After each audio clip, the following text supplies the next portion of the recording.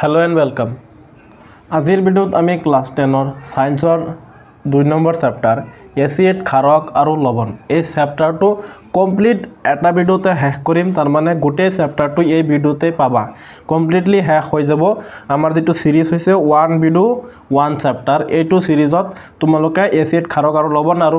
বাকি যিবিলাক তোমালোকৰ ক্লাছ 10ৰ সায়েন্সৰ চেপ্টাৰ আছে গোটেই কেটা শেষ কৰিম এই সিৰিজত আৰু এইটো হ'ব আমাৰ টাৰ্গেট এসএসএলসি 2026ৰ যেহেতু আমাৰ চেপ্টাৰটোৰ নাম হৈছে এসিড ক্ষাৰক আৰু লৱণ হেহে আমি এসিড কি ভালকৈ বুজিব লাগিব জানিব লাগিব আৰু তাৰ উদাহৰণ কেটা চাব লাগিব হে আমি এসিডক ভালকৈ এতিয়া ডিটেইলছত পঢ়িম তোমালোকে এটা কথা মনত ৰাখিবা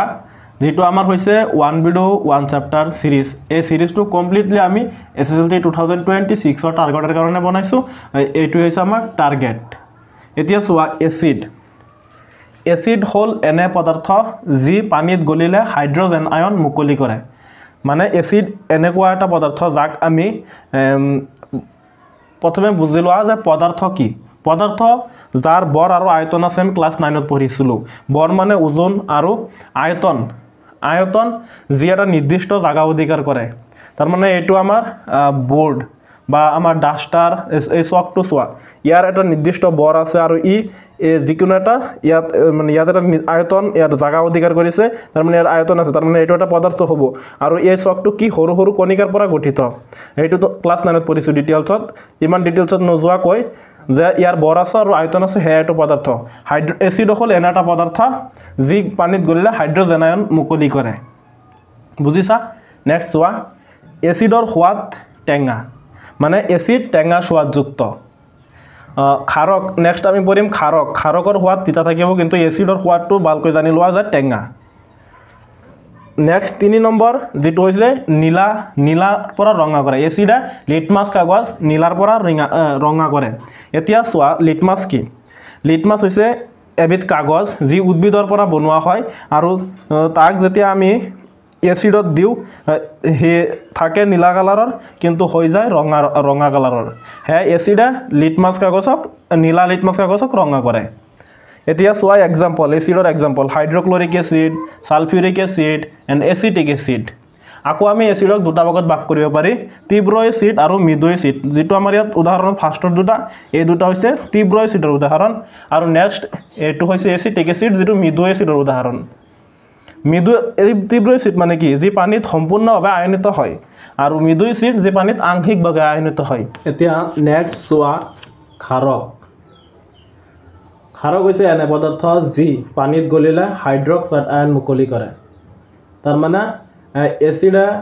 হাইড্ৰোজেন আয়ন মুকলি কৰিছিল ইয়াত ক্ষাৰকে হাইড্ৰক্সাইড আয়ন মুকলি কৰিব তাৰ পিছত ক্ষাৰকৰ সোৱাদ তিতা ক্ষাৰক তিতা সোৱাদযুক্ত নেক্সট ৰঙা লিটমাছ কাগজক ক্ষাৰকে নীলা কালাৰত চেঞ্জ কৰে নীলা কৰে ভালকৈ তাৰ মানে ৰঙা লিটমাছ কাগজক ক্ষাৰকে নীলা ৰঙত পৰিৱৰ্তন কৰে এক্সাম্পল ক্ষাৰকৰ এক্সাম্পল হৈছে sodium hydroxide potassium hydroxide ammonium hydroxide NH4 মানে এমোনিয়া আৰু গুটেখিনি এমোনিয়াম হাইড্ৰক্সাইড এই দুটা প্ৰথমে চাইছে এই ফাৰ্ষ্টৰ দুটা এই দুটা হৈছে তীব্ৰ ক্ষাৰকৰ উদাহৰণ আৰু এটো হৈছে মৃদু ক্ষাৰকৰ উদাহৰণ তীব্ৰ ক্ষাৰক মানে সম্পূৰ্ণভাৱে পানীত আয়নিত হয় আৰু আংশিকভাৱে আয়নিত হয় নেক্সট এতিয়া ক্ষাৰকৰ পিছত চোৱা সূচক যাক আমি ইংলিছত ইন্ডিকেটৰ কওঁ সূচক যিবিলাক পদাৰ্থই আম্লিক আৰু ক্ষাৰকীয় মাধ্যমত ৰঙৰ পৰিৱৰ্তন কৰি এসিড আৰু ক্ষাৰকৰ চিনাক্তকৰণত সহায় কৰে তাক আমি সূচক বুলি কওঁ চোৱা এটো আমাৰ এটা পাত্ৰ যত আমি কিবা এটা বস্তু ৰাখিছো আৰু এটো আমাৰ এটা আন এটা পাত্ৰ যত আমি বেলেগ কিবা এটা বস্তু ৰাখিছো ইয়াত সূচক মানে ধৰি লোৱা লিটমাছ কাগজ এটা ললো লোৱাৰ পিছত ইয়াত আমি এটা লিটমাছ কাগজ ডুবালো আৰু আনফালে ইয়াত এটা লিটমাছ কাগজ ডুবালো যদি এইটো নীলা লিটমাছ কাগজ যদি ইয়াত ৰঙা হৈছে তাৰ মানে ইয়াত ৰঙৰ পৰিৱৰ্তন হৈছে তেতিয়া আমি বুজি পাম যে ইয়াত আমাৰ কি আছে এসিড আছে ঠিক তেনেদৰে ইয়াত যেতিয়া আমি ৰঙা লিটমাছ কাগজ এটা ইয়াত দিম ডুবাম তাৰ পিছত যেটো এটো যদি নীলা হৈ যায় তেতিয়া আমি বুজি পাম যে ইয়াত আমাৰ কি আছে ক্ষাৰক আছে সেইটোৱে মানে সূচক কৈছে যিবিলাক পদাৰ্থই আম্লিক আৰু ক্ষাৰকীয় মাধ্যমত ৰঙৰ পৰিৱৰ্তন কৰি এচিড আৰু ক্ষাৰকৰ চিনাক্তকৰণত সহায় কৰে তাক কি বোলে সূচক বোলে সূচকৰ প্ৰকাৰ এতিয়া চোৱা সূচকৰ প্ৰকাৰ সূচক তিনি প্ৰকাৰৰ প্ৰাকৃতিক সূচক সাংশ্লেষিক সূচক আৰু জ্ঞানেন্দ্ৰীয় সূচক এতিয়া চোৱা আমি এই গোটেইকেইটাৰ বিষয়ে ডিটেইলছত ভালকৈ পঢ়িম ফাৰ্ষ্ট প্ৰাকৃতিক সূচক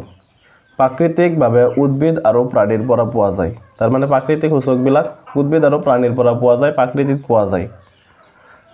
উদাহৰণ লিটমাছ আৰু হলুদ চোৱা লিটমাছ এচিডত ৰঙা হয় লিটমাছ ক্ষাৰত নীলা হয় হলুদ এচিডত হালধীয়া হয় তাৰ মানে ৰঙৰ একো পৰিৱৰ্তন নাহে হলুদৰ এচিডত কিন্তু যেতিয়া তুমি ক্ষাৰত দিবা হলুদক তেতিয়া কি ই ৰঙা হৈ যাব তাৰ মানে ইয়াত বিশেষ একো নাই যে প্ৰাকৃতিক সূচক উদ্ভিদ আৰু প্ৰাণীৰ পৰা পোৱা যায় ইয়াৰ উদাহৰণ হৈছে লিটমাছ আৰু হলুদ আৰু এই দুটা মনত ৰাখিলেই হ'ল সাংশ্লেষিক সূচক কৃত্ৰিমভাৱে প্ৰস্তুত সূচক যিবিলাক সূচক আমি নিজে লেবৰেটৰীত প্ৰস্তুত কৰোঁ সেইবিলাক সূচকক কি কওঁ সাংশ্লেষিক সূচক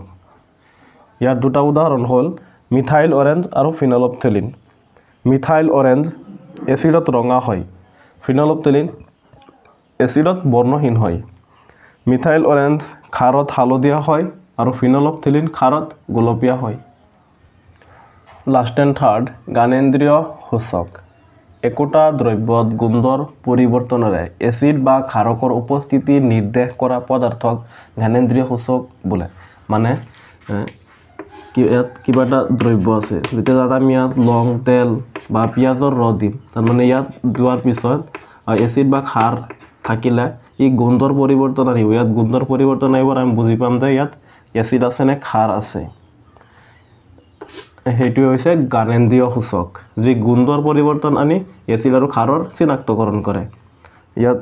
চাই লোৱা উদাহৰণ পিঁয়াজৰ ৰস লং তেল ভেনিলা এছেন্স এইকেইটা হৈছে জ্ঞানেন্দ্ৰীয় সূচকৰ উদাহৰণ আৰু জ্ঞানেন্দ্ৰীয় সূচক হৈছে গোন্ধৰ পৰিৱৰ্তনেৰে এচিড বা ক্ষাৰৰ উপস্থিতি বা চিনাক্তকৰণ কৰে এতিয়া নেক্সট টপিক চোৱা সাৰ্বজনীন সূচক সাৰ্বজনীন সূচক হৈছে বিভিন্ন সূচকৰ মিশ্ৰণ যিয়ে দ্ৰব্যত থকা হাইড্ৰজেন আয়ন বা হাইড্ৰক্সাইড আয়নৰ ভিন্ন গাঢ়তাত বিভিন্ন ৰং দেখুৱায় মানে চোৱা এইটো এটা হৈছে আমাৰ পিএইচ স্কেলৰ সৰ্বোচ্চ মান হৈছে 14 আৰু ইয়াত যেটো হাত আছে ইয়াত আটাইতকৈ ষ্টেবল মানে ইয়াত স্থিৰ ইয়াৰ মানে ইয়াত এচিডো নহয় মানে ক্ষাৰো নহয় এইটো একেবাৰে ষ্টেবল জায়গা চোৱা 0 পৰা 7 লৈকে এইখিনি হৈছে আমাৰ এচিডিক মিডিয়াম আৰু 7 পৰা 14 লৈকে হৈছে বেসিক মানে ক্ষাৰকীয় মাধ্যম ইয়াত চোৱা 0 পৰা 7 লৈকে ইয়াৰ যেটো কালাৰ থাকিব ৰেড আৰু এইখিনিৰ কালাৰ হ'ব গ্ৰীন আৰু এইখিনি কালাৰ কি হ'ব ব্লু তাৰ মানে হাইড্ৰজেন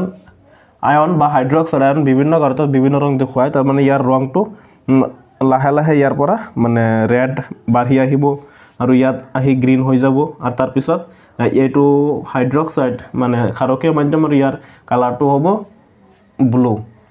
তাৰ মানে ইয়াৰ লাহে লাহে ব্লুটো ইয়াত লৈ বাঢ়ি আহিব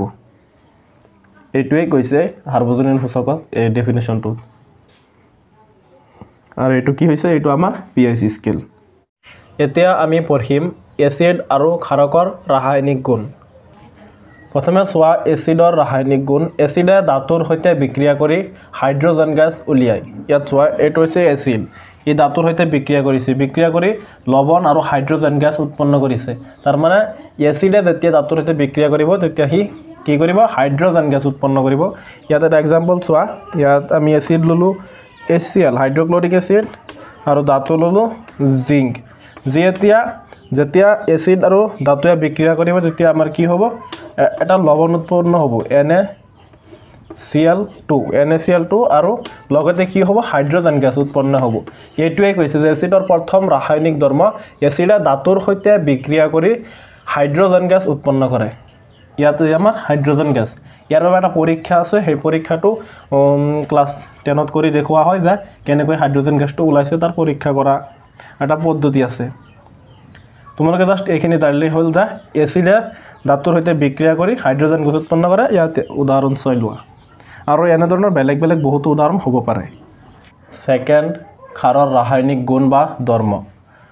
ক্ষাৰৰ সৈতে ধাতুৰ বিক্ৰিয়া খাৰে কেৱল এলুমিনিয়াম জিংক লেড ধাতুৰ সৈতে বিক্ৰিয়া কৰি হাইড্ৰজেন গেছ উৎপন্ন কৰে মনত ৰাখিবা খাৰে কেৱল এই তিনিটা ধাতুৰ সৈতে বিক্ৰিয়া কৰি হাইড্ৰজেন গেছ উৎপন্ন কৰে সোয়া ইয়াত সোডিয়াম হাইড্ৰক্সাইড জিংক আৰু পানী বিক্ৰিয়া কৰিছে আৰু ইয়াত আমাৰ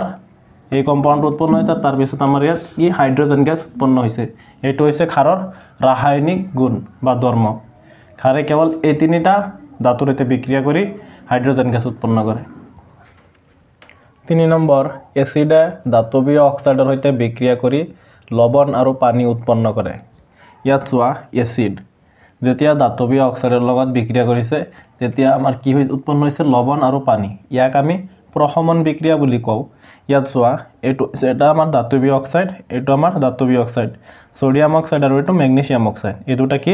ধাতৱীয় অক্সাইড কাৰ লগত বিক্ৰিয়া কৰিছে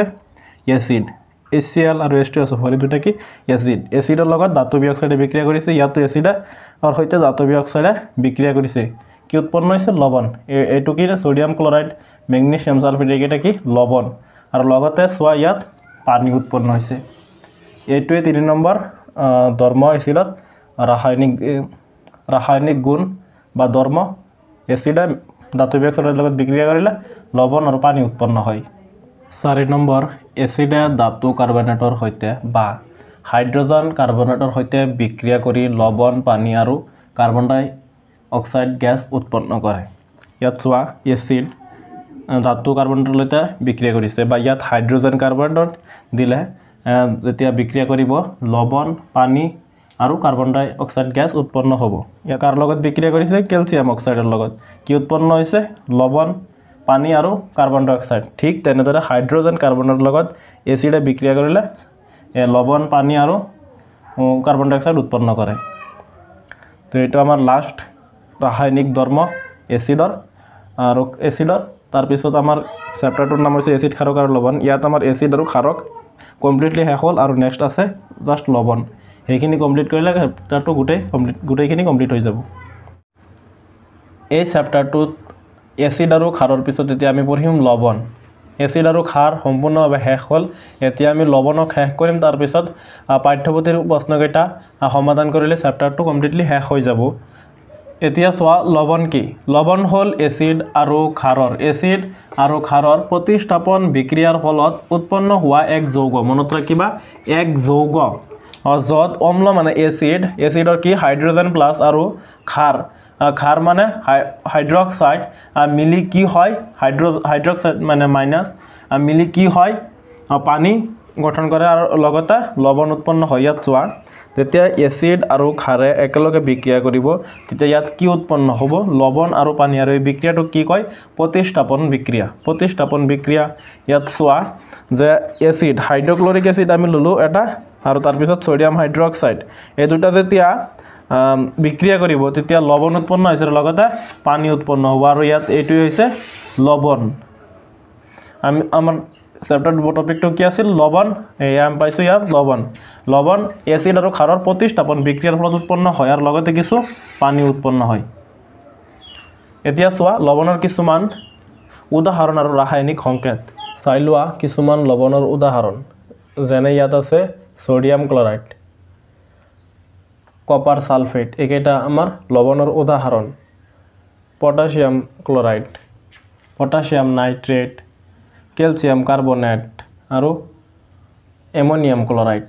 এইকেইটা হৈছে লৱণৰ উদাহৰণ আৰু বহুতো আছে জাষ্ট ইয়াৰ পৰা 2-3টা শিকি লোৱা মুখস্থ কৰি লোৱা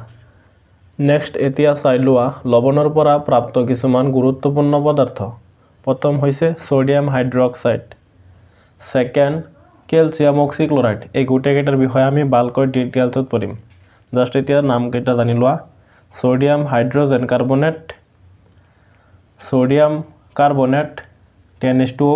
ইয়াক আমি সোডিয়াম কাৰ্বনেট বুলি কওঁ আৰু এটা হৈছে আমাৰ ক্যালসিয়াম সালফেট হেমিহাইড্ৰেট এইকেইটা এতিয়া চোৱা এটাকৈ ডিটেইলছত কি এইকেইটা কি লৱণৰ পৰা প্ৰাপ্ত কিছুমান গুৰুত্বপূৰ্ণ পদাৰ্থ এতিয়া চোৱা সোডিয়াম হাইড্ৰক্সাইড যাৰ ৰাসায়নিক নাম হৈছে সোডিয়াম হাইড্ৰক্সাইড NaOH ৰ ৰাসায়নিক নেম সোডিয়াম হাইড্ৰক্সাইড ইয়াৰ ৰাসায়নিক সংকেত এইটো হৈছে ইয়াৰ ৰাসায়নিক সংকেত NaOH সোডিয়াম হাইড্ৰক্সাইড ইয়াৰ ৰাসায়নিক নাম আৰু ৰাসায়নিক সংকেত হৈছে NaOH ইয়াৰ সাধাৰণ নাম হৈছে কষ্টিক সোডা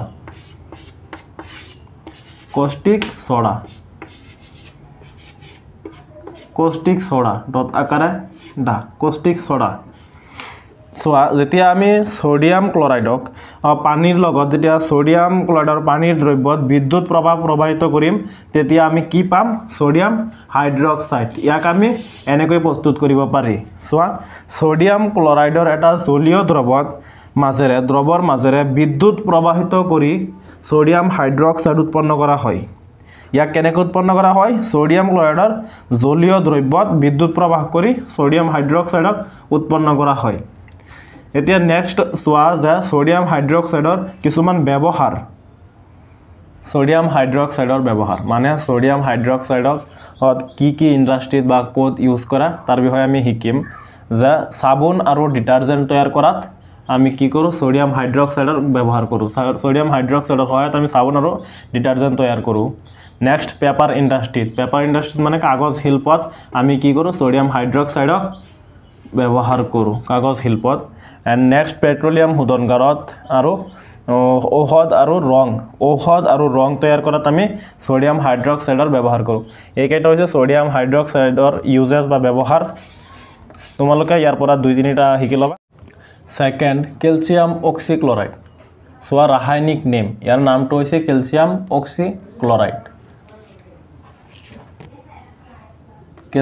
অক্সিক্লোৰাইড ৰাসায়নিক সংকেত CaOCl2 এটো হৈছে ক্যালসিয়াম অক্সিক্লোৰাইডৰ ৰাসায়নিক সংকেত সাধাৰণ নাম ব্লেচিং পাউডাৰ চিনি পোৱা হয়তো এন্ড সোয়া ইয়াক আমি কেনেকৈ প্ৰিপেয়াৰ কৰো সোয়া আমি ইয়াক কেনেকৈ প্ৰস্তুত কৰো আমি যেতিয়া শুকান হিতিলিত চূনৰ লগত ক্লোৰিন গেছৰ বিক্ৰিয়া ঘটাও তেতিয়া আমি কি পাও ক্যালসিয়াম অক্সিক্লোৰাইড আমাৰ উৎপন্ন হয়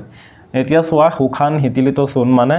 ক্যালসিয়াম হাইড্ৰক্সাইড যেতিয়া আমি ক্যালসিয়াম হাইড্ৰক্সাইডক ক্লোৰিন গেছৰ লগত বিক্ৰিয়া কৰাম তেতিয়া আমি পাম ক্যালসিয়াম অক্সিক্লোৰাইড আৰু লগতে কিছু পানী এটো হৈছে আমাৰ ক্যালসিয়াম অক্সিক্লোৰাইড আমি ইয়াক এনেকৈ উৎপন্ন কৰো শুকান হিতিলিত চূন মানে ক্যালসিয়াম হাইড্ৰক্সাইডৰ লগত ক্লোৰিন গেছৰ বিক্ৰিয়া কৰি আমি ক্যালসিয়াম অক্সিক্লোৰাইড উৎপন্ন কৰো সোয়া ইয়াৰ ব্যৱহাৰ পানীত থকা কীটাণু দবংশ কৰে মানে ক্যালসিয়াম অক্সিক্লোৰাইডে পানীত থকা কীটাণুক দবংশ কৰাত সহায় কৰে এন্ড গড় আৰু হস্পিটালৰ পৰিষ্কাৰ কৰাত সহায় কৰে মানে ব্যৱহাৰ কৰা হয় গড় আৰু হস্পিটাল আমি যেতিয়া পৰিষ্কাৰ কৰো তাত আমি কি ব্যৱহাৰ কৰো ক্যালসিয়াম অক্সিক্লোৰাইড এন্ড কিছুমান বিহে অগ্নি নিৰ্বাপক পাউডাৰত ব্যৱহাৰ থাকে মানে কিছুমান বিহে অগ্নি নিৰ্বাপক পাউডাৰত কি থাকে ক্যালসিয়াম অক্সিক্লোৰাইড ইয়া হৈছে ইয়াৰ ব্যৱহাৰ next 3 number sodium hydrogen carbonate ইয়াৰ ৰাসায়নিক নেম হৈছে সোডিয়াম হাইড্ৰোজেন কাৰ্বনেট NaHCO3 ৰাসায়নিক নেম সোডিয়াম হাইড্ৰোজেন কাৰ্বনেট ৰাসায়নিক সংকেত NaHCO3 এটো হৈছে আমাৰ সোডিয়াম হাইড্ৰোজেন কাৰ্বনেটৰ ৰাসায়নিক সংকেত সাধাৰণ নাম বেকিং সোডা নিশ্চয় চিনি পাইছা যে আমি মানে ৰুটি বনোৱা ৰান্ধনী ঘৰত ইউজ কৰো হেটো হৈছে বেকিং সোডা এন্ড এতিয়া সোয়া যে বেকিং সোডা বা সোডিয়াম হাইড্ৰোজেন কাৰ্বনেটক কেনেকৈ প্ৰস্তুত কৰা হয় যেতিয়া আমি সোডিয়াম ক্লোৰাইডক পানী আৰু কাৰ্বন ডাই অক্সাইডৰ লগতে এমোনিয়াক মানে ৰিঅ্যাকশন কৰাও বিক্ৰিয়া কৰাও তেতিয়া আমি এমোনিয়াম ক্লোৰাইড আৰু লগতে কি আমি পাও সোডিয়াম হাইড্ৰোজেন কাৰ্বনেট আকৌ সোয়া যেতিয়া আমি সোডিয়াম ক্লোৰাইড পানী কাৰ্বন ডাই অক্সাইড এমোনিয়া এই কেইটাক একেলগে বিক্ৰিয়া কৰাও ৰিঅ্যাকশন কৰাও তেতিয়া আমি পাও এমোনিয়াম ক্লোৰাইড আৰু লগতে সোডিয়াম হাইড্ৰোজেন কাৰ্বনেট এটোই আমাৰ সোডিয়াম হাইড্ৰোজেন কাৰ্বনেট যাক আমি বেকিং সোডা বুলি কও যাৰ সাধাৰণ নাম বেকিং সোডা সোয়া যেতিয়া আমি সোডিয়াম হাইড্ৰোজেন কাৰ্বনেটক তাপ দিওৱাৰ পিছত সোডিয়াম কাৰ্বনেট আৰু কাৰ্বনেট উৎপন্ন কৰে লগতে পানী আৰু কাৰ্বন ডাই অক্সাইড গেছ উৎপন্ন কৰে এই দুটা ৰিঅ্যাকশন মনত ৰাখিবা ইম্পৰ্টেন্ট এইকেইটা যে ৰান্ধন কৰাত যেতিয়া আমি সোডিয়াম হাইড্ৰোজেন কাৰ্বনেটক তাপ দিও তেতিয়া আমি কি পাও সোডিয়াম হাইড্ৰোজেন কাৰ্বনেটৰ ব্যৱহাৰ ৰুটি কেক বিস্কুট আদি প্ৰস্তুত কৰাত ব্যৱহাৰ কৰে কিয়নো ই গেছ উৎপন্ন কৰি ৰুটি ফুলাত কি কৰে সহায় কৰে আৰু তো সেই খাদ্যটো ভাল হয় সেয়ে আমি কি কৰোঁ ইয়াক ৰুটি কেক আৰু বিস্কুট আদি প্ৰস্তুত কৰাত ব্যৱহাৰ কৰোঁ নেক্সট অগ্নি নিৰ্বাপকত মানে কি ইয়াক অলপ তাপ দিলে বহুতো মানে কাৰ্বন ডাই অক্সাইড গেছ উৎপন্ন কৰে তাক সেয়ে আমি কি কৰোঁ ইয়াক অগ্নি নিৰ্বাপকত ব্যৱহাৰ কৰোঁ উদ্ভিদত ফাংগাছ নিয়ন্ত্ৰণ কৰিবলৈ স্প্ৰে হিচাপে আমি ইয়াক কি কৰোঁ ব্যৱহাৰ কৰোঁ আৰু 4 নম্বৰ হ'ব টুথপেষ্টত আমি ইয়াক টুথপেষ্টত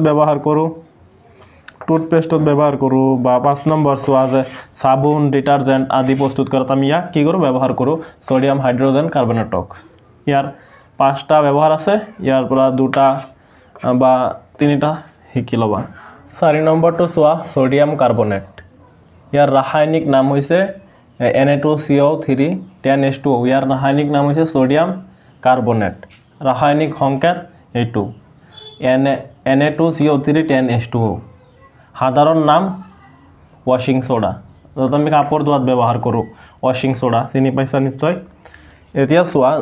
আমি যেতিয়া ছডিয়াম হাইড্ৰজেন কাৰ্বনেটক উত্তপ্ত কৰিম তাপ দিম তেতিয়া আমি কি পাম ছডিয়াম কাৰ্বনেট আৰু পানী আৰু কাৰ্বন ডাই অক্সাইড এইটো আমি পাম যেতিয়া আমি ছডিয়াম হাইড্ৰজেন কাৰ্বনেটক উত্তপ্ত কৰিম আমি ছডিয়াম কাৰ্বনেট পাম নেক্সট চোৱা পোৱাৰ পিছত ছডিয়াম কাৰ্বনেট পোৱাৰ পিছত ইয়াক আমি 10টা পানীৰ অণুৰ লগত যেতিয়া ৰিয়েকশ্যন কৰাম তেতিয়া আমি পাম ছডিয়াম কাৰ্বনেট আৰু ডাইহাইড্ৰেট আৰু এইটো হৈছে আমাৰ কি ছডিয়াম কাৰ্বনেট এই কমপ্লিটলি আমি এইটো প্ৰিপেয়াৰ কৰিছোঁ ক'ৰ পৰা ছডিয়াম হাইড্ৰজেন কাৰ্বনেটক উত্তপ্ত কৰি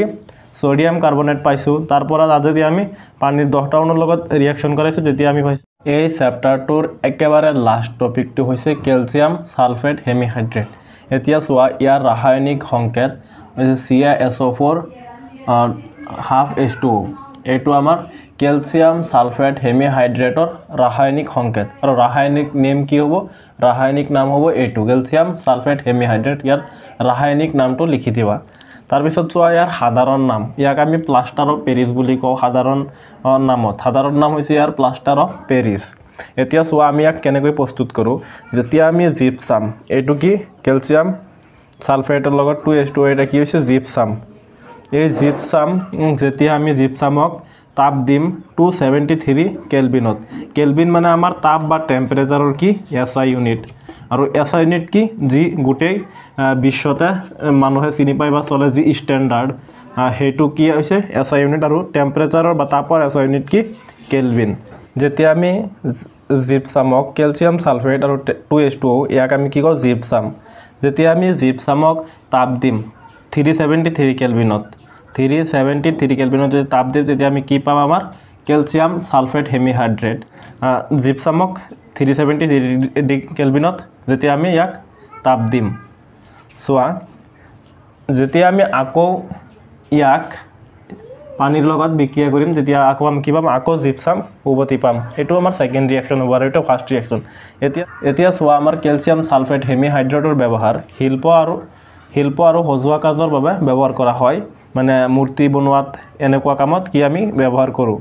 কেলছিয়াম সালফেট হেমিহাইড্ৰেটক সেকেন্ড দাঁতৰ আকৃতি লোৱাৰ বাবে মানে ডেন্টিষ্টসকলে দাঁতৰ আকৃতি লোৱাৰ বাবে কি ব্যৱহাৰ কৰে ইয়াক ব্যৱহাৰ কৰে 3 নম্বৰ জীৱবিজ্ঞান আৰু ভূগোলৰ মডেল তৈয়াৰ কৰাত ব্যৱহাৰ কৰা হয় শিক্ষাৰ্থীসকলে বুজিবৰ কাৰণে জীৱবিজ্ঞান আৰু ভূগোলৰ মডেল তৈয়াৰ কৰাত ইয়াক ব্যৱহাৰ কৰা হয়